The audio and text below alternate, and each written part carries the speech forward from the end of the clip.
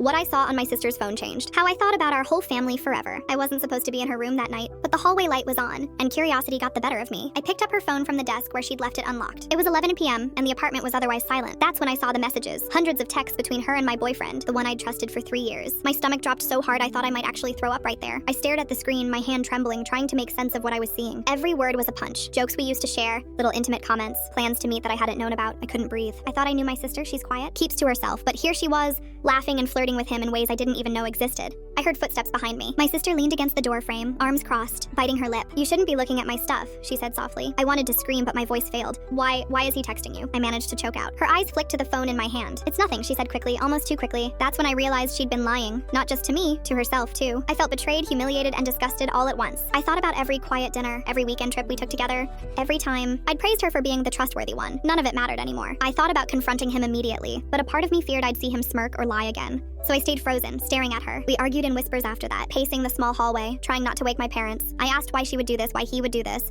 why our family felt like it was built on secrets instead of trust. She said she didn't know, that it just happened, but her voice trembled, and I could hear guilt pressing down on her. He hadn't reached out to me yet, which somehow made it worse. I kept thinking, is he sleeping next to me tonight as if nothing happened? The next few days were unbearable. I watched them from across the room, noticing subtle things I had missed before. The texts she would delete too quickly, his sudden distance and overcompensation, the way our parents commented on how tense we seemed. I felt like I was living in a version of my life that had been rewritten without my consent. I tried to talk to him quietly in the kitchen one night while she was out. His face was pale and his excuses felt rehearsed. "It didn't mean anything," he said. I was confused.